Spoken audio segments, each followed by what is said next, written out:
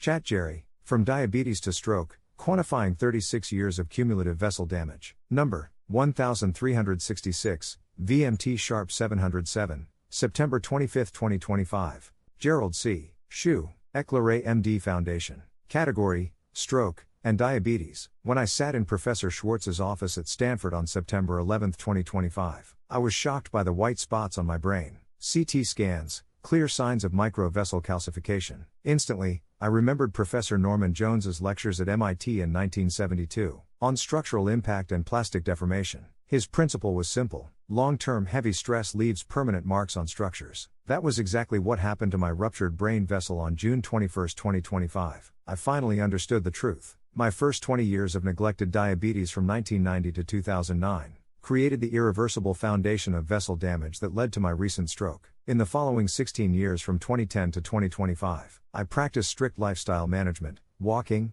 diet, sleep, and stress control. These efforts lowered my risks and prolonged my life, but they could not erase the deep footprints of earlier vessel injury. I reap what I sow. The challenge was proving my insights with quantitative proof. Using my developed medical AI system on my iPhone, I rebuilt a 36-year dataset, supported by over 4 million lifestyle and biomarker data points. I then applied the viscoplastic energy model, VMT, which adapts engineering stress-strain energy principles to human pathophysiology. Key findings: total cumulative stroke risk energy from 1990 to 2025 is 3,358.0 units. T2D contributed 1,828.43 units, 54%. Aging contributed 807.55 units, 24%. Pulse pressure contributed 722.00 units, 22%. Crucially, in the first 20 years, diabetes alone accounted for 49.4% of the total. In the following 16 years, it added only 4.6%.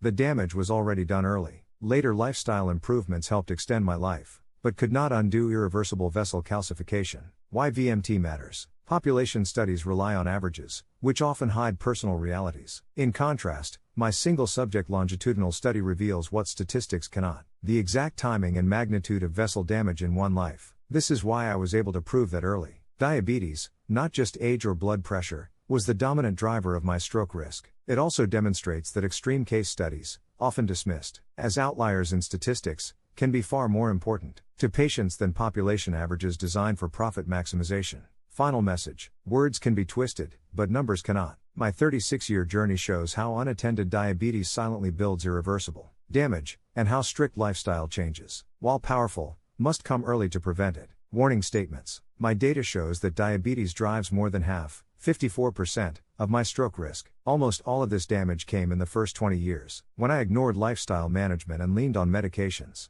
accounting for 91% of the diabetes impact. In contrast, the next 16 years of strict lifestyle control, without drugs, added only 9%. The lesson is simple: early neglect causes lasting harm that medicine alone cannot undo, but consistent lifestyle discipline, food, exercise, sleep, and stress control, can stop most of the damage from getting worse. Disclaimer: this content is for educational reference only and not medical advice. No doctor-patient relationship is created. You may share this study freely, but it must not be edited or republished as your own. All intellectual property rights and copyrights for this article and its related materials belong to the author, Gerald C. Shu.